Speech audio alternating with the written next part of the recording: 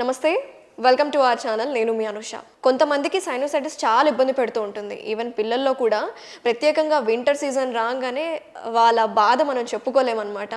Breathing problems కావచ్చు, అలాగే గడ్డలు ఫామ్ అవ్వడం, పాలిప్స్ ఫామ్ అవ్వడం ఇవన్నీ చూస్తూ ఉంటాం.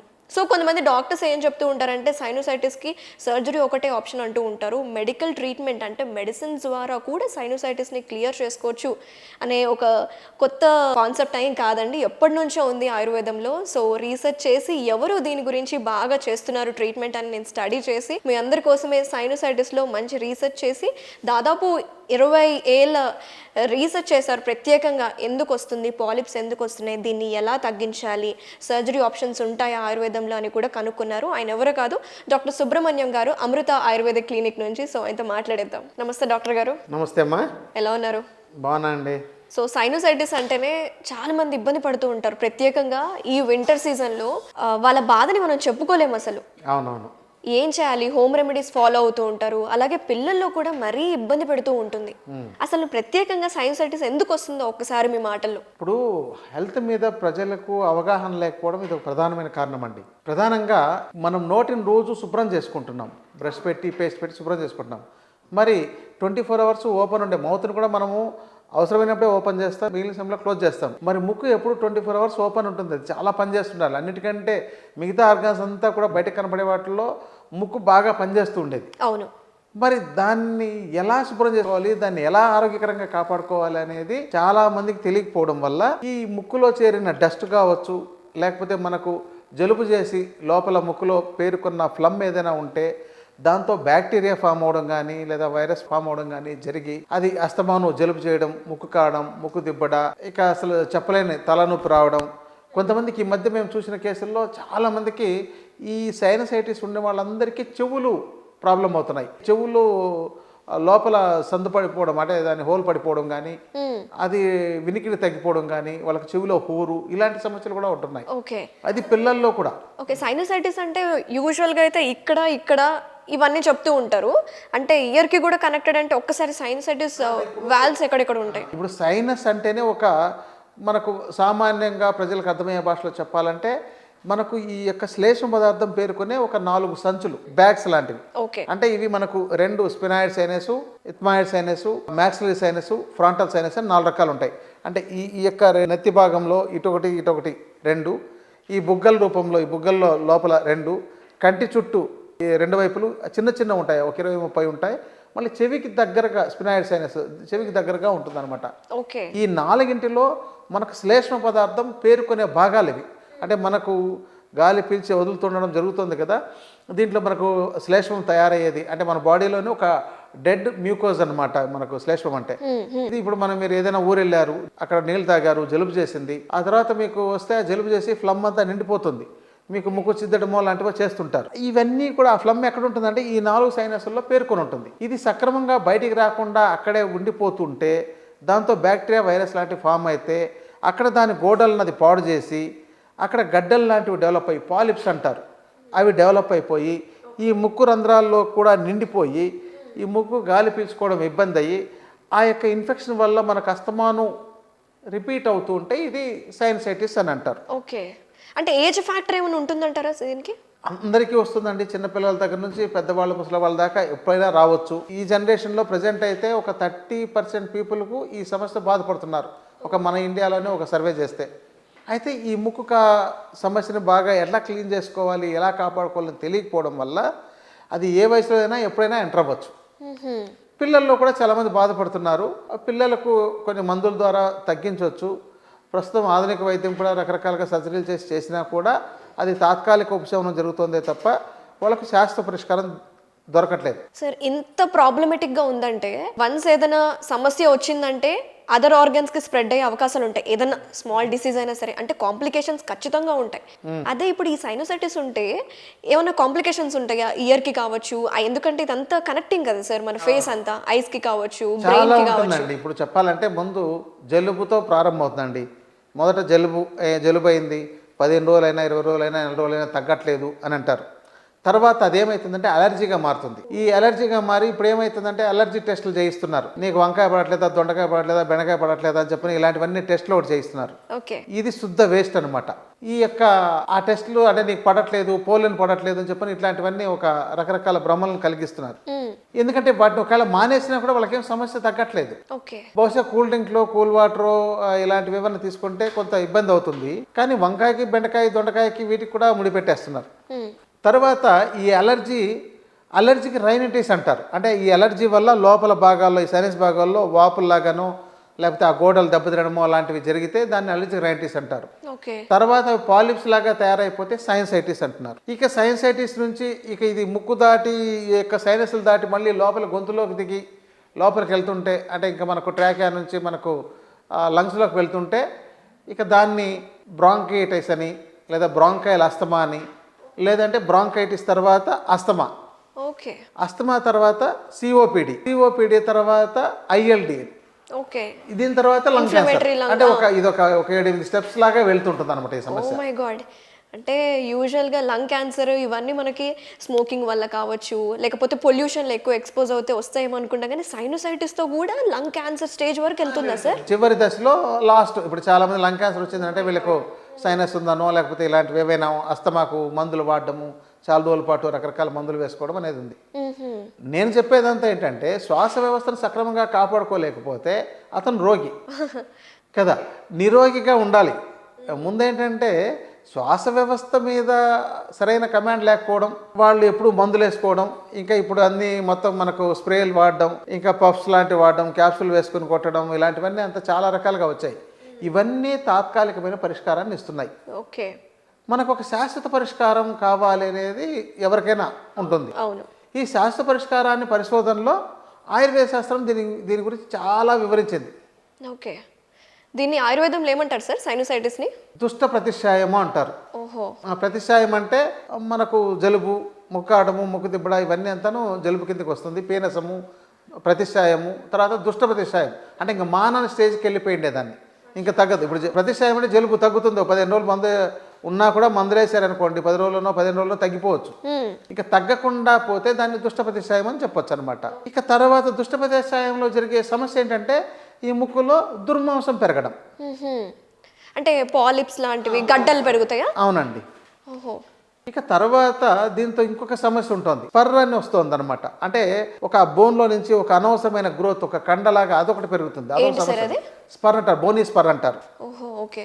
ఈ చాలా కేసులు అంటే ఇప్పుడు ఈ ప్రాబ్లం ఉన్న వాళ్ళకి సిటీపిఎన్ఎస్ అని ఒక ఎంఆర్ఐ అంటే ఒక టెస్ట్ స్కాన్ చేస్తారు కదా, ఆ స్కాన్లో తెలుస్తుంటుంది స్పర్ ఉందని. ఈ స్పర్ ఉన్న వాళ్ళకి తగ్గడం చాలా కష్టం అవుతుంటుంది. సో పాలిప్స్లో ముఖ్యంగా ఈ దుర్మాంసం ఏదైతే పెరిగిందో దానిని రిమూవ్ చేస్తే తప్ప వాళ్ళకు ఈ సమస్య పరిష్కారం కాదు.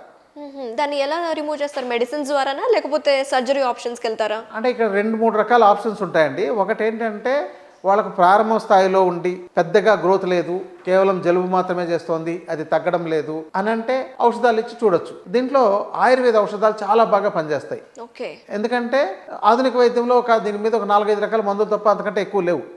ఇక దాన్నే రిపీటెడ్గా ఒకవేళ కంపెనీ మారొచ్చు, బ్రాండ్ మారొచ్చు, ఇదే జరుగుతుంటుంది తప్ప అవే ఇవ్వాల్సి వస్తుంది. సో మెయిన్ ఇంగ్రీడియంట్ మాత్రం అన్నిట్లో సేమ్ ఫార్ములా ఉంటుంది, కాకపోతే బ్రాండ్లు మారుతుంటాయి. అదే ఆయుర్వేదంలోకి వచ్చేసరికి మనకు హోమ్ రెమెడీ దగ్గర నుంచి ఒక చాలా ఫైనల్ మెడిసిన్స్ దాకా తీసుకెళ్తే సుమారు ఒక 100 రకాల మెడిసిన్స్ అని చెప్పొచ్చు అనమాట. ఓకే. జనరల్గా చాలామంది ఈ ప్రాబ్లంకి హోమ్ రెమెడీస్ ట్రై చేస్తుంటారు. అంటే జలనేతి చేసుకోవడం, ముక్కులోకి వాటర్ పంపించడం, సాల్ట్ వాటర్తో క్లీన్ చేసుకోవడం, ఇంకా ఈ మధ్య ఒక బెలూన్ లాంటిది పెట్టిందో ఆ బెలూన్ ఏదో ఇట్లా పగలగొడితే దాంతో స్ప్రే ఏదో అది ఒక బెలూన్ లాగా వస్తుంది, అది ఎన్లార్జ్ అయ్యి కొంత ఫ్రీగా అనిపిస్తుంది. అప్పటిదాకా ఈ మధ్య చాలా చూస్తున్నాం సార్. దీని గురించి మాట్లాడచ్చా? అది ఇస్ ఇట్ జెన్యూన్? అంటే జెన్యూన్ అని కాదండి, తాత్కాలికమైన పరిష్కారం. ఓకే. అదేం శాశ్వత పరిష్కారం కాదు. మనకు శాశ్వత పరిష్కారం అంటే నా సిద్ధాంతము మేము చెప్పేది ఏంటంటే ఆయుర్వేద శాస్త్రం ఏం చెప్తుందంటే రోగాలు లేవు, రోగాలు రావు అని చెప్తుంది. చెప్పాలంటే ఎప్పుడు వస్తుంది అని అంటే మీ ఆహార ధర్మాలు, ఆరోగ్య ధర్మాలు, జీవన ధర్మాలు సక్రంగా లేకపోయినప్పుడు. ఇప్పుడు ఆయుర్వేద శాస్త్రాన్ని మొత్తం మీరు చదవండి, మీకు ఈ రోగాలు రావడానికి కారణాల్లో ఒకటి ఆహారము, జీవన విధానం, ఈ రెండూ చెప్పిన తర్వాత మూడవది కర్మ కింద తీస్తుంది. ఓకే. ఈ కర్మ అంటే జెనెటిక్గా వచ్చే మన రోగాలు కావచ్చు, ఏవైనా తీసుకోవచ్చు. ఓకే, సైనోసైటిస్ జెనెటిక్ వల్ల కూడా వస్తుందా? బహుశా వాళ్ళకు తల్లిదండ్రులకు ఉంటే రావచ్చు, కానీ తగ్గించుకోవడం తేలిక అనుకోండి. Okay okay. అండ్ అంటే ఇంకొన్ని రోగాలు ఉంటాయి. పుట్టుకతోనే కాళ్ళు చేతులు సరిగా లేకపోవడమో, లేకపోతే నడకలేకపోవడమో, బ్రెయిన్ డెవలప్ కాకపోవడమో, మైల్ స్టోన్స్ డిలే అయిపోయింది వాళ్ళు నడకలేకపోవడం, ఇవన్నీ జెనెటిక్గా వచ్చే ప్రాబ్లమ్స్ కదా. ఇంకా జెనెటిక్గా చాలా వస్తాయి. ఇంకా తర్వాత మనకు ఆధునికంగా చెప్పేది auto immune problems. Auto immune అంటే మన ఇమ్యూనిటీ సిస్టమ్ ప్రాపర్గా వర్క్ చేసుకోకపోవడం వల్ల, లేదంటే ఆపోజిట్గా వర్క్ చేయడం వల్ల వచ్చే సమస్యలు. అయితే ఇదన్నీ కాకుండా ఈ యొక్క శ్వాసకోశం సంబంధించినవి కానీ, ఈ సైనసైటిస్ కానీ స్వతహాగా మనం చేసే తప్పులో, మన ఆహార జీవన విధానం సరిగా లేకపోవడమో వీటి వల్ల వస్తుంది. అందుకని ముందు వీటిని కరెక్ట్ చేసుకోవడంలో ఒక ప్రధానంగా చూసుకోవాలి. ముందు హోమ్ రెమెడీస్తో కూడా ట్రై చేయొచ్చు. మీకు ఇందాక చెప్పినట్టు జలనేతి చేసుకోవడం, లేదంటే ఏదో పిప్పళ్ళ చూర్ణమని, లేదా కషాయాలు, సొంటి కషాయం అని, మిరియాల కషాయము, తులసి, పసుపు ఇలాంటివి వేసుకొని చేయడం, ఆవిరి పట్టడం, కర్పూరం వేసి వేడి నీళ్ళలోకి వేసి ఆవిరి పట్టడం, ఇవన్నీ కూడా తాత్కాలికమైన పరిష్కారాలు ఇస్తాయి. సూత్రనీతి కూడా చేసుకుంటే రికవర్ చేస్తారు. అది కూడా ఇప్పుడు మీకు గ్రోత్ లోపల ఏదైతే పెరిగిపోయిందో అది మీకు ఏదైతే చేస్తే దాన్ని కొంచెం నెట్టి పక్కకు జరిగించినట్టు జరిపించి మీరు ఆ దారి చేస్తారు. అప్పటి వరకు బాగుంటుంది. మళ్ళీ అది గ్రోత్ అనేది మళ్ళీ పెరుగుతూనే ఉంటుంది కదా. మళ్ళీ ముక్కు నిండిపోతుంటుంది. మేము చాలా మందికి చూస్తే ముక్కుల్లో ఇంత గడ్డలు నిండిపోయి ఉంటున్నాయి. అబ్బా, ఎంత కష్టం సార్ అసలు. వాళ్ళు ఊపిరి తీసుకోవడము, పడుకున్నా సరే ఎంత ఇబ్బంది. చాలా మంది నిద్రలేని రాత్రులు గడిపే వాళ్ళు చాలా మంది ఉన్నారు. ఎప్పుడు తలనొప్పితో బాధపడే వాళ్ళు ఉన్నారు. కళ్ళ దురదలు వస్తుండే వాళ్ళు ఉన్నారు. ఇక ఈ మొహం అంతా నల్లగా మారిపోయి ఉంటుంది. అంటే ఈ యొక్క వాళ్ళ కలర్, నేచురల్ కలర్ మారిపోయి ఉంటుంది అనమాట ఫేస్. ఓహో, వాళ్ళు చూడండి ముఖం నల్లగా అయిపోయి ఉంటుంది. మళ్ళీ మెడ భాగం, మిగతా చేతులు అవన్నీ అంతా బాగుంటాయి. ఓకే. ఈ యొక్క సైనస్ వల్ల పేరుకోవడం వల్ల ఆ యొక్క రక్త సరఫరా సక్రమంగా లేక అదొకటి ఇబ్బంది. చెవుల్లో సమస్యలు రావడం. ఇక ఈ బ్రీతింగ్ అంటే ఇంకా వాళ్ళకి గురక ఒకటి. ఈ గురకలో 2-3 రకాల రీజన్స్ ఉన్నాయి. ఇంకా గొంతు భాగంలో కూడా పెరిగిపోవడం ఇలాంటి సమస్య ఉంటుంది. ఎడినాయిడ్స్ దానివల్ల కూడా వస్తుంది. ఇంకా పిల్లల్లో ఈ టాన్సిల్స్ పెరిగి ఉండడం, ఆ ఇన్ఫెక్షన్ వల్ల ఈ ముక్కులో ఈ గ్రోత్ అనేది వచ్చే అవకాశం ఉంటుంది. ఎందుకంటే టాన్సిల్స్ ఎవరికైతే వచ్చిందో వాళ్ళందరికీ కూడా ఎప్పుడైనా ఈ ముక్కులో సైనసైటిస్ వచ్చే సమస్య ఉంటుంది.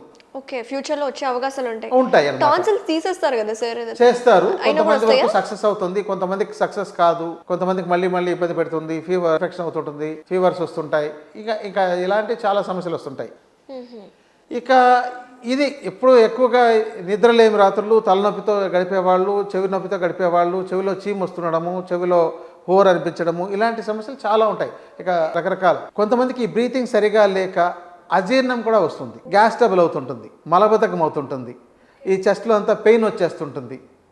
ఇలాంటివి కూడా ఉంటాయి. అంటే గట్ హెల్త్ కూడా డిస్టర్బ్ అయిపోతుంది అంటారు బ్రీతింగ్ సరిగా లేకపోతే. అవును, అంతే కదండి. ఈ యొక్క బాడీకి కావాల్సినంత ఆక్సిజన్ మీరు అందించకపోతే మెటబాలిజం సరిగ్గా జరగదు. ఇంకా చాలా రకాలు ఉంటాయన్నమాట. ఒక్కొక్కళ్ళు ఒక్కొక్కటి మనం చూస్తుండొచ్చు అనమాట. ఇంకా కొన్ని రేర్ పేషెంట్స్లో కొన్ని ఇంకా డిఫరెంట్ కాంప్లికేషన్స్ కూడా చూసాము. బట్ అవి చాలా తక్కువగా ఉంటాయి. మేజర్గా వాళ్ళకి శ్వాస ఇది ఇబ్బంది. సో ఈ యొక్క విధానాన్ని మేము గత 25 ఏళ్ల క్రితమే వేదంలో చూస్తున్నప్పుడు ఈ ప్రాబ్లమ్స్ సరైన సొల్యూషన్స్ లేదని, ఏమేమి ఉన్నాయి మార్గాలన్నీ వెతుకుతూ దానికి తగిన పరిశోధన అంతా చేస్తే ఒక మంచి పరిష్కారం దొరికింది. అదేంటంటే ఆయుర్వేదంలో చాలా చికిత్సలు ఉన్నాయి. అంటే ఒకటి ఇప్పుడు శస్త్రచికిత్స కూడా ఉంది ఆయుర్వేదంలో. అది ఇప్పుడు ఎనోరెక్టల్ కేసెస్ అంటే పైల్స్, ఫిస్టులా, ఫిషర్స్ ఇలాంటివి వచ్చేటప్పుడు అక్కడే చేసే వాటన్నింటినీ శస్త్రచికిత్స కింద తెలియజేశారు. అలాగే ఈ ముక్కులో పెరిగిన గడ్డలను కూడా రిమూవ్ చేసేదానికి కూడా శస్త్రచికిత్స కింద తెలియజేశారు. దీనిలో కత్తి కన్నా కొన్ని మందులతోనే శస్త్రచికిత్స జరిగిపోతుంది. ఆయుర్వేదంలో అటువంటి పవర్ఫుల్ మెడిసిన్స్ ఉన్నాయి. కానీ అవి వాటిని తయారు చేసుకోవడము, వాటిని వాడడము, దాని మీద ఎక్స్పీరియన్స్ ఉండడము, ఇవన్నీ కూడా కావాలి. సో ఈ ముక్కు ట్రీట్మెంట్కి వచ్చేసరికి ఈ పాలిప్స్ పోవడానికి శస్త్రచికిత్స అంటే ఏదైనా కట్ చేయడం లాంటివి చేయడం కన్నా క్షారకర్మ అనేది ఒక చికిత్స చెప్పారు. దాని పేరు క్షారకర్మ అంటారు. ఈ క్షారకర్మ అనేది ఒక ఆయుర్వేదంలో కొన్ని మూలికలతోనే ఫైనల్గా తీసే ఎక్స్ట్రాక్ట్. అంటే చెప్పాలంటే ఒక టన్ను మెటీరియల్ సేకరించామనుకోండి, ఏదైనా ఒక మూలిక నుంచి క్షారం తీసుకోవాలనుకుంటే అది ఫైనల్గా టన్ను మెటీరియల్ నుంచి చివరికి వచ్చేసరికి 1 kg or 2 kg కూడా రావచ్చు అనమాట. అంత డైల్యూట్ చేసి ఇంప్యూరిటీస్ అన్ని తొలగించి వాటినంతా చేసి చాలా ఒక డిఫరెంట్ ప్రాసెస్ అనమాట.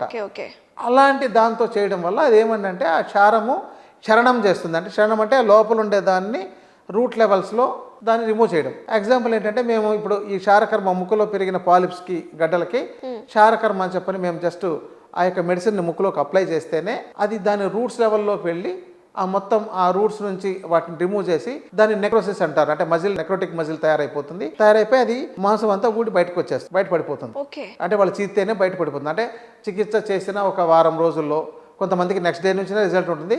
ఇది వాళ్ళ శరీర తత్వాలను బట్టి, అంటే వాత పిత్త కఫ శరీర తత్వాలు, వాళ్ళ వయసు, వాళ్ళకున్న తీవ్రత, వాళ్ళకి ఎన్ని ఏళ్ళ నుంచి, ఇప్పుడు 1 సంవత్సరంలో బాధపడుతున్న వ్యక్తికి 20 సంవత్సరాల నుంచి బాధపడుతున్న వ్యక్తికి చాలా తేడా ఉంటుంది కదా. అవును. ఉంటుంది. దీంతో చెప్పాలంటే దీని మీద నేను ఒక రీసెర్చ్ చేసినట్టు. ఓకే. ఎందుకంటే ఎన్నాళ్ళ నుంచి చేశారు సార్? ఒక 15 సంవత్సరాల నుంచి చేస్తున్నాను ఇది. ఇది నాకు ఎవరో ఒకరు వైద్యులు నేర్పారు, అంటే ఒక గురువు ద్వారా చిన్నగా కొంత నేర్పారు. తర్వాత దాన్ని డెవలప్ చేసుకుంటూ వచ్చాము. కానీ మొదట్లో ఎక్కువగా ఈ పిల్లలే వచ్చేవాళ్ళు. ఒక 12 సంవత్సరాల పాటు ఎక్కువగా వాళ్ళకే చేశాం. ఈ తర్వాత ఈ మధ్య నాకు కొన్ని ఇతర ఛానల్స్లో కానీ వాటిల్లో బాగా కొంచెం దీని మీద పాపులారిటీ వచ్చింది. Right right. దాంతో చాలామంది వచ్చారు. దాంతో వాళ్ళ యొక్క శరీర తత్వాన్ని, వాళ్ళకున్న తీవ్రతను కొంచెం అంచనా వేసుకోవడంలో కొన్ని పొరపాట్లు ఉంటాయి. అంటే ఎంత మనం అంచనా వేసుకున్నా కూడా 100% అందరికీ సక్సెస్ అవుతుందని చెప్పడానికి అవ్వదు. బట్ నేను ఒక 300 మందికి చేస్తే దాంతో 300 మందిలో ఒక 30 మందికో లేదా 15 మందికో చిన్నపాటి కాంప్లికేషన్స్ వచ్చాయి. అవును, వాళ్ళకి ఎందుకంటే అదర్ హెల్త్ కాంప్లికేషన్స్ కూడా ఉంటాయి కాబట్టి ఉండొచ్చు, రకరకాల రీజన్స్. దాంతో ఇది ఎందుకు వచ్చింది అని నేను ఇంకొక ఈ 1 yearలో చాలా మంది వచ్చిన వాళ్ళకందరికీ కొంత టార్గెట్గా వర్క్ చేస్తే దాని మీద కొంత అర్థమైందనమాట. ఎక్కడ పొరపాటు జరుగుతుంది, వాళ్ళకి ఆల్రెడీ ఇన్ఫెక్షన్ బాగా ఉంటుంది. కొంతమందికి ఈ సెప్టమ్ డ్యామేజ్ అయి ఉంటుంది. ఓకే. ఆ సెప్టమ్ ఆల్రెడీ ఇన్ఫెక్ట్ అయిపోయి ఉంటుంది. ఒకసారి సర్జరీ చేసుకొని ఉంటారు వాళ్ళు, మనకు చెప్పొచ్చు చెప్పకపోవచ్చు. అలాంటప్పుడు అది ఇన్ఫెక్ట్ అయి ఉంటే అది చాలా పలుచగా ఉంటుంది. అప్పుడు ఏమవుతుందంటే ఈ క్షారకర్మ చేసినప్పుడు అది పలుచగా ఉంటుంది, కొన్ని ఇబ్బందులు ఏర్పడి ఉంటాయి. కాబట్టి ఒక్కోసారి సెప్టంలో ప్రాబ్లం వచ్చిందనమాట. ఆ తర్వాత కొంతమందికి ఎక్కువగా సెప్టమ్ డీవియేషన్ ఉంటుంది, అంటే వంగిపోయి ఉంటుంది బోన్. అది కొంతమందికి బై బర్త్తోనే అలా ఉంటుంది కదా. ఈ బై బర్త్ ఉండడానికి దీనికంటే అతిపెద్ద రీజన్ ఏంటంటే, చిన్నప్పుడు ఆడుకుంటుంటారు కదా, జనరల్గా 1 year 2 years 3 years ఆ ఏజ్లో ఎప్పుడోసారి పడి ముక్కుకు దెబ్బ తగిలే అవకాశాలు ఉంటాయి. ఆ దెబ్బ తగిలినప్పుడు అది ఆ సెప్టమ్ అనేది ఇట్లా బెండ్ అయిపోయే అవకాశం ఎక్కువగా ఉంటుంది. అంటే వయసు పెరిగే కొద్దీ డీవేటెడ్ డిఎన్ఎస్ అంటారు, డివేటెడ్ నాజల్ సెప్టమ్ అని. Okay okay. సో ఇలాంటి సమస్య ఉంటుంది. అది కొంతమందికి మైల్డ్గా ఉంటుంది, కొంతమందికి మేజర్గా ఉంటుంది. మేజర్గా ఉన్న పరిస్థితుల్లో మేము చికిత్స చేయలేని పరిస్థితి ఉన్నట్లయితే దాన్ని ఈఎన్టీ సర్జన్ దగ్గర మీరు అది డిఎన్ఎస్ని మీరు రిమూవ్ చేయించుకోండి అనే చెప్తాం. చాలామంది రిమూవ్ చేసుకున్నా కూడా మళ్ళీ ఈ సమస్య రిపీట్ అవుతూనే ఉంటుంది. ఓకే. అంటే సర్జరీ చేసుకున్నాము, మేము ఇంకా రిలాక్స్ అవ్వచ్చు, నార్మల్ లైఫ్ స్టైల్ లీడ్ చేయొచ్చు అనుకోవడం తప్పు. ఇక్కడ 2 సమస్యలు. ఒకటి ఓన్లీ డిఎన్ఎస్ ప్రాబ్లమ్ ఉంటుంది, ఇంక మిగతా అయితే ఏమీ ఉండదు. వాళ్ళకి అది ఆ డిఎన్ఎస్ని తీసేసి అది సర్జరీ చేసి సెప్టోప్లాస్టీ చేస్తారు. అది కనుక చేసినట్లయితే వాళ్ళకి అది కరెక్ట్ అయిపోయి వాళ్ళకి అసలు ప్రాబ్లం లేకుండా పోవచ్చు. కానీ దాంతోపాటు పాలిప్స్ ఉన్నాయనుకోండి, ఆ పాలిప్స్ని రిమూవ్ చేసినా సరే మళ్ళీ రిపీట్ అయ్యే అవకాశం ఉంటుంది. సో అలాంటి పరిస్థితుల్లో మేము చేయొచ్చు అనమాట. రెండోది ఏంటంటే, ఆ సెప్టమ్ డీవియేషన్ కొంతమందికి మైల్డ్గా ఉంటుంది, కొంతమందికి మేజర్గా ఉంటుంది. మేజర్గా ఉండే వాళ్ళకి మాత్రమే అది అవసరం అవుతుంది సర్జరీ. మేజర్ లేకుండా మైల్డ్గా ఉంటే దాంతో అవసరం లేకుండా ఉంటుంది. ఇక మనకు ఆ సిటీపీఎన్ఎస్ చేస్తే 100 మందిలో 80 మందికి డిఎన్ఎస్ ఉంటుంది బై డిఫాల్ట్, ఎంతో కొంత బై డిఫాల్ట్. అది వాళ్ళకి జన్మతా ఉండొచ్చు, లేకపోతే తర్వాత వాళ్ళకు అది పుట్టుకతో వాళ్ళకి సరిపడినంత లావుగా లేకపోయి ఉండొచ్చు, కొంతమందికి ఓవర్గా గ్రోత్ ఉండొచ్చు, ఇవన్నీ ఉంటాయి. సో ఇలా ఎందుకంటే ఇక్కడ పేషెంట్ టు పేషెంట్ వేరియేషన్ ఉంటుంది. అందరికీ ఒకే విధంగా ఇదివరకు అందరికీ ఒకే విధంగా ట్రీట్ చేస్తే కొందరిలో కాంప్లికేషన్స్ వచ్చాయి. కాబట్టి ఇక తర్వాత పేషెంట్ టు పేషెంట్ కరెక్ట్గా వాళ్ళని అబ్జర్వ్ చేసి అవసరమైతే కొన్ని టెస్టులు చేయించి, ఆ ఇన్ఫెక్షన్ ఉంటే కొన్ని మందులు ముందే ఇచ్చి, ఇవన్నీ జాగ్రత్తలన్నీ తీసుకొని చేస్తుంటే ఇప్పుడు 100% సక్సెస్ అవుతుంది. అదే సార్, నేను కూడా మీ గురించి చూశాను కదా. సో సైనోసైటిస్కి ఆయుర్వేదంలో శాశ్వత పరిష్కార మార్గాలంటే అమృత ఆయుర్వేదం. అంటే నేను ఏదో రీసెర్చ్ చేయకుండా చెప్పట్లేదు, ఆడియన్స్కి కూడా చూశాను, మీ గురించి స్టడీ చేశాను, అండ్ కమెంట్స్ కూడా నేను చదువుతూ ఉంటాను. ఒక గెస్ట్ని ఇంటర్వ్యూ, వీళ్ళకి ఎలా ఉంది, ఫీడ్బ్యాక్ ఎలా ఉంది, రెస్పాన్స్ ఎలా ఉంది, పాజిటివ్గా ఉందా. అంటే మనం చేసేది ఏదైనా సరే we have to be genuine. ఆ genuinity I have observed in you sir. So అందుకని మంచి చికిత్స అండి, చాలా బాగా వస్తుంది. ఈ యొక్క మెడిసిన్స్ ప్రిపేర్ చేసుకోవడంలో కొంత కాస్ట్ అవుతుంటుంది. దానివల్ల ఇంకోటి ఏంటంటే, కొంతమందికి రిపీటెడ్గా మీరు ఇంకొకసారి మందులు వాడరండి అని అంటే వాళ్ళకి అస్తమానం రావాలా, మేము ఒక్కసారిగా పరిష్కారం అంటే, నేను అప్పట్లో ఇది ఒక్కసారి పెడితే పరిష్కారం అయిపోతుంది అని చెప్పాను. చాలామందికి అలాగే పరిష్కారం అయ్యేది. చిన్న కాంప్లికేషన్ వచ్చినప్పుడు ఎవరికి ఇప్పుడు, ఎందుకంటే మనకు న్యాయస్థానం చెప్పినట్టు ఏం చెప్తుంది మన న్యాయస్థానం, నేరం చేసే వాళ్ళకి శిక్ష పడకపోయినా పర్వాలేదు, కానీ నేరం చేయని వాళ్ళకి అసలు ఎప్పుడైనా పొరపాటును కూడా శిక్ష పడకూడదు అనే దాని ఉద్దేశంతో న్యాయస్థానం ఎలా ఉందో, ఇప్పుడు అందరినీ ఒకే విధంగా కాకుండా వాళ్ళ యొక్క శరీరతత్వం చూసి వాళ్ళకున్న కాంప్లికేషన్స్ ఏమైనా ఉంటే చూసి దాన్ని బట్టి చికిత్స చేస్తే చాలా వరకు 100% సక్సెస్ అవుతుందని చెప్పొచ్చు అనమాట. ఓకే. అంటే ఈ 1 ఇయర్లో చేసిన కేసుల్లో మాకు ఎక్కడ ఎలాంటి ఇబ్బంది జరగలేదు. లాస్ట్ ఇయర్లో చిన్నపాటి మాకు అర్థం కానివి ఇలాంటివి జరిగినా కూడా ఇప్పుడు జరగకుండా చాలా బాగుంటుంది. ఒక అద్భుతమైన చికిత్స అని చెప్పొచ్చు. అసలు మనకు ఇది ప్రతి ఆయుర్వేదిక్ డాక్టరు చేయగలిగితే అసలు ఇంకా వీళ్ళకు చిన్నపిల్లలుగా ఉండేటప్పుడు కానీ లేకపోతే వాళ్ళకు మధ్య వయసులో ఎవరైతే ఈ 15-20 సంవత్సరాల మధ్య వయసులో ఈ సమస్య ఉన్నప్పుడు ఇది చేయించేసుకుంటే వాళ్ళకి జీవితాంతం ఇలాంటి ప్రాబ్లమ్స్ రిపీట్ కాకుండా ఉండే అవకాశాలు ఉంటాయి. అలాగే పోస్ట్ సర్జరీ చేసుకున్న తర్వాత రికరెంట్ అయినా సరే మళ్ళీ మన దగ్గరకు వస్తే ట్రీట్మెంట్ చేయించుకుంటే మళ్ళీ వచ్చే అవకాశాలు ఉండవు. రికరెన్స్ చాలా తక్కువ ఉందండి. ఇప్పుడున్న దీంతో ఒక 5% కూడా లేదు. ఇప్పుడంటే సెప్టమ్ డివేషన్ ఉన్నప్పుడు మాత్రమే వాళ్ళని కొంత మీకు ఇలా ఉంటుందండి, మీరు ఇలా చేయించుకొని చెప్పని వాళ్ళకి అడ్వైజ్ చేయాల్సి వస్తుంది. మిగతా చికిత్స విషయంలో ఎలాంటి కాంప్లికేషన్స్ లేదు. పిల్లల విషయంలో అయితే పిల్లలకు ఒక 10 ఏళ్ళ లోపు అయితే వీళ్ళంతవరకు మందులతోనే ఇచ్చి చేయించి ఆ తర్వాత మళ్ళీ ఈ సమస్య వస్తే అప్పుడు రండి అని చెప్తున్నాం. దాంతో మంచి పరిష్కారం జరుగుతుందండి. ఇవన్నీ కూడాను ఒక 4 సిట్టింగ్స్లోనో 2 సిట్టింగ్స్లోనూ కొంతమందికి 1 సిట్టింగ్లోనే కూడా అవుతుంది. వాళ్ళకున్న కండిషన్ బట్టి చేయాల్సి వస్తుందండి. నేను ఈ సైనోసైటిస్ గురించి కొంచెం స్టడీ చేస్తున్న టైంలో ఏంటంటే సార్, ఒక పర్సన్ నార్మల్గా మనకి ఇమేజెస్ ఉంటాయి కదా, సో ఒక పర్సన్కి మొత్తం ఇక్కడ పాలిప్ అంటారో మరి దాన్ని ఏమంటారో నాకు తెలియదు, కానీ మొత్తం ఇక్కడంతా కోయాగులేట్ అయిపోయింది అనమాట. ఓన్లీ ఒక్క నోస్తోనే తను బ్రీతింగ్ చేసుకోగలుగుతున్నారు. సో అటువంటి కేసెస్ని ఎట్లా హ్యాండిల్ చేస్తారు? కొన్ని కేసెస్ కష్టం అండి. ఇప్పుడు టెరటోమా అనే ఒక ప్రాబ్లం వస్తుంది. దాన్ని టెరటోమా అంటారా? టెరటోమా అంటారు. అది మనకు సర్జరీ చేసినా కూడా మళ్ళీ పెరుగుతుంటుంది. అలాగని మా చికిత్స చేస్తే చాలా వరకు సక్సెస్ అవుతుంది, కానీ ఎక్కడో కొంత దాని మూలాలు ఉండిపోతున్నాయి. ఇప్పుడు ఒక పేషెంట్కు కొంత ఉపశమనం చేసామనే సంతృప్తి ఉండదు, నాకు మొత్తం తగ్గలేదనే బాధే ఉంటుంది అతనికి. కొంతవరకు ఉపశమనం చేశాము అని అంటే అది వాళ్ళకి నచ్చదు అనమాట. అది కొంతవరకే మీకు పరిష్కారం అవుతుందంటే అంతేనా, మాకు మొత్తం ఎట్లా అవుతుంది అది చెప్పండి అని అంటారు. లేకపోతే మేము చేసుకున్న ట్రీట్మెంట్ వేస్ట్ కదా, మేము ఖర్చు పెట్టే మనీ వేస్ట్ కదా అని అంటారు. బ్లేమ్ చేస్తారు కదా సార్. చాలా ఉంటాయండి, ఇవన్నీ ఉంటాయి. ఇక చాలా మందిలో ఉన్న ప్రాబ్లం ఏంటంటే వాళ్ళకి మొత్తం పరిష్కారం జరిగిపోవాలి. వాళ్ళు ఏ తప్పులు చేసినా కూడా మళ్ళీ ఇలాంటి సమస్య రాకుండా ఉండాలన్నట్టు వాళ్ళ అదే ఉంటుంది. అంటే నేను కూల్ డ్రింక్ తాగినా, ఐస్ క్రీములు తిన్నా, నేను చల్లగాల్లో నేను పడుకున్నా, నాకు ఎలాంటి ఇబ్బంది రాకూడదు, అలా చేయండి అని మనకే అడ్వైజ్ ఇచ్చేవాళ్ళు, కమెంట్ చేసేవాళ్ళు ఉంటున్నారు అనమాట. అందుకని కొంతమందికి కూల్ డ్రింక్ తాగినా ఏం కావట్లేదు, కానీ కొంతమందికి మళ్ళీ కూల్ డ్రింక్ తాగినా నాకు వస్తుందండి, మరి నాకు సరిగా చికిత్స కాలేదేమో అని వచ్చిన వాళ్ళు కూడా ఉన్నారు. ఓకే, ఇది కూడా ఒక మిత్ సార్. అసలు కూల్ డ్రింక్స్ తాగడం వల్ల, ఐస్ క్రీమ్స్ ఎక్కువ తినడం వల్ల, ఎస్పెషల్లీ ఈ సీజన్ లో సైనోసైటిస్ వస్తుంది, ట్రిగర్ అవుతుంది అంటున్నారు. నార్మల్ పీపుల్ కూడా అట్లా కూల్ డ్రింక్స్ ఎక్కువ తాగడం వల్ల వచ్చేస్తుందా? రావచ్చు కూడా అండి. కొంతమంది ఇప్పుడు స్విమ్మింగ్కి వెళ్తారు, ఆ స్విమ్మింగ్ రోజు చేయడం ఆ వాటర్లో ఉండే బ్యాక్టీరియాతో వాళ్ళకు రోజు ఎక్కువైపోయి ఆ తర్వాత ఈ సమస్య వచ్చే అవకాశాలు ఉంటున్నాయి. వాళ్ళకు కొత్తగా రిపీట్ అయిన వాళ్ళు, ఒక అబ్బాయి వచ్చాడు, అతనికి ఆల్రెడీ సర్జరీ 2 సార్లు చేసుకుని బాగా రికవర్ అయినాడు, బాగుంది, సెప్టమ్ డివేషన్ ఉంటే దాన్ని చేసుకుని రికవర్ అయిన తర్వాత కూల్ డ్రింక్స్ బాగా తాగితే అసలు మొత్తం మాంసం పెరిగిపోయి ముక్కులు నిండిపోయినాయి అనమాట, ఆ దుర్మాంసం నిండిపోయి. ఆ తర్వాత వాళ్ళకి చికిత్స చేయాల్సి వస్తే ఆ సెప్టమ్ వీక్గా ఉంది, మరి చేస్తే ఒక సమస్య, చేయకపోతే ఒక సమస్య. సరే చికిత్స చేస్తే ఆ సెప్టంలో వాళ్ళకు డ్యామేజ్ అయింది కాబట్టి సెప్టంలో మధ్యలో హోల్ పడింది అనమాట. సో కానీ నాకు అతను ఏమన్నాడు, అతను అంతకు ముందున్న ఇబ్బంది కన్నా ఇది చిన్న ఇబ్బంది అండి, నాకు ఇప్పుడు కొంత హోల్ పడి కొంచెం ఏదో ఇబ్బందిగా ఉంది, కానీ నాకున్న సమస్య లేకుండా పోయింది. ముందు తలనొప్పి, నిద్ర లేకపోవడం, చెవిలో నొప్పి, గురక, బ్రీతింగ్ తీసుకోలేక, అస్తమానం లేచి కూర్చోవడం, ఇంట్లో అసలు నిద్రపోయే అవకాశాలు లేక కూర్చొని నిద్రపోయిన రోజులు ఎక్కువ ఉన్నాయండి, ఇలా బాధపడుతున్నాను, ఇప్పుడు పడుకొని నిద్రపోగలుగుతున్నా అన్నారు. అంటే అలా తృప్తిపడే వాళ్ళు ఉన్నారు. చాలా సాటిస్ఫాక్షన్ అనిపిస్తుంది కదా సార్ మీకు అలా పేషెంట్స్ వచ్చి చెప్పినప్పుడు? చాలా మంది అండి. ఒక ఆయన అయితే ఆయన ప్రత్యేకంగా ఇంటర్వ్యూ చేయాలేమో, ఎందుకంటే వాళ్ళ మిస్సెస్కి వచ్చిన ప్రాబ్లంకు వాళ్ళకేదో ఏదో ఒక 20 గుంటలు 30 గుంటలు ల్యాండ్ ఉంటే అది కూడా అమ్మేసి ట్రీట్మెంట్ చేయించినా కూడా తగ్గలేదు. తర్వాత మన దగ్గరకు వచ్చిన తర్వాత తగ్గింది.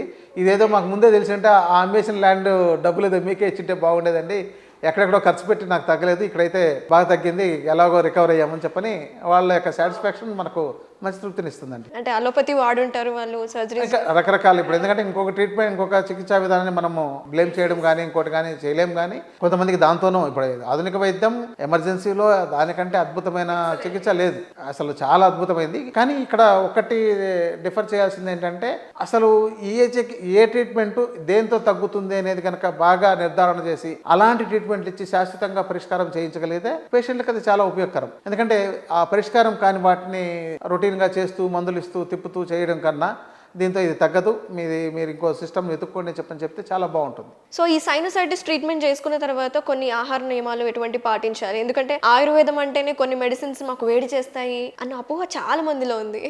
అవునండి, యాక్చువల్గా ఆయుర్వేద శాస్త్రంలో ఓకే.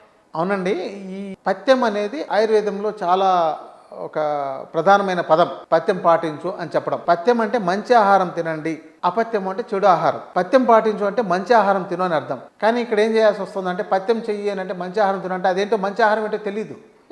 పబ్లిక్ ఎలా అయిపోయిందంటే ఈ రోజు మనం ఒక 20-30 రకాల ఐటమ్స్నే రిపీటెడ్గా దాన్ని మల్టిపుల్ మార్చి చేసుకోవడం. అంటే ఒక బియ్యం ఉంటే దాంతో ఇడ్లీలు తయారవుతున్నాయి, దాంతోనే దోశలు తయారవుతున్నాయి, దాంతోనే ఇంకా రకరకాల రొట్టెలు తయారవుతున్నాయి. ఇంకా కొంచెం వెళ్తూ పోతే రకరకాల పద్ధతులు దాన్ని నూనెలోకి వేసి ఇంకొక మార్చి ఇంకోటి వేపుడు చేసి రకరకాలు చేసి ఇలా మార్పులు చేస్తున్నారు. అంటే అది విరుద్ధమైన పదార్థంగా తయారైపోతుంది. సో అలాంటివి ఒక చెడు పదార్థంగా విరుద్ధమైన పదార్థంగా ఉండేది కాకుండా సహజ సిద్ధంగా ఉండే పదార్థాన్ని తిను, మంచి ఆహారం తిను అని దీని అర్థం. దీన్ని చాలా మంది అమ్మో అదేదో మానేయమంటున్నారు అనేసి అప్పుడు వీళ్ళు ఏమడుగుతున్నారు, మీరు మేము తినకూడదు, మీకు అది కొంచెం లిస్ట్ రాసి ఇవ్వండి అంటే చాలా మంది వంకాయ తినొద్దు, దొండకాయ తినొద్దు, బెండకాయ తినొద్దు, బీరకాయ తినొద్దు ఇలాంటివన్నీ రాసేస్తున్నారు. నాన్ వెజ్ తినొద్దు ఇవన్నీ. కానీ ఇక్కడ ఏంటంటే కొన్ని పదార్థాలు మనకు కొన్ని హాని చేస్తాయి. ఎగ్జాంపుల్ నా యొక్క అబ్జర్వేషన్ ఏంటంటే ఏ రోగానికైనా మందులు ఇచ్చినప్పుడు ఈ చికెన్ ఇప్పుడుండే ఇది తింటుంటే వాళ్ళకి ఆ రోగం తగ్గట్లేదు. ఓకే.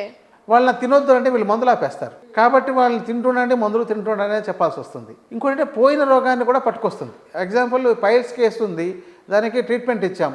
మీరు చికెన్ తినొద్దండి, చికెన్ గుడ్లు తినొద్దండి చెప్తే వాళ్ళు తిన్నారంటే అది రిపీట్ అవుతుంది డెఫినెట్గా. ఓకే. అంటే అందుకని ఇవి విరుద్ధమైన పదార్థాలు. ఆరోగ్యవంతుడు ఏదైనా తిన్న ప్రాబ్లం లేదు. ఒక అనారోగ్యవంతుడు అనేసరికి పథ్యం తప్పనిసరిగా మంచి ఆహారం తినడం అనేది పాటించాలి. ప్రత్యేకంగా ఈ యొక్క క్షారకర్మ చికిత్స చేసుకున్న ఈ ముక్కులో సైనసైటిస్ ఈ యొక్క గడ్డలు అంటే రిమూవ్ చేయడానికి, పాలిప్స్ రిమూవ్ చేయడానికి చేసిన ట్రీట్మెంట్లో తాత్కాలికంగా ఒక 10 రోజులు 15 రోజులు మాత్రం చికెన్ లాంటివి తినొద్దని చెప్తాం. అంతే తప్ప మిగతా పచ్చళ్ళు లాంటివి కూడా అంటే పికెల్స్ అంటాం కదా, ఊరగాయలు అంటారు కదా, ఇవి కూడా తినొద్దని చెప్తాం తప్ప ఇంతకంటే పెద్ద పథ్యం ఏమీ లేదండి. ఇక వాళ్ళు ఆహార విధానంలో మిగతావి వాళ్ళు ఇంకా మంచి ఆహారం తిని ఇంకా మనం తొందరగా తగ్గించుకుందాం, జాగ్రత్త పాటిద్దామని అంటే అలాంటి వాళ్ళకి ఇంకా మంచి రిజల్ట్ తొందరగా వస్తుంది.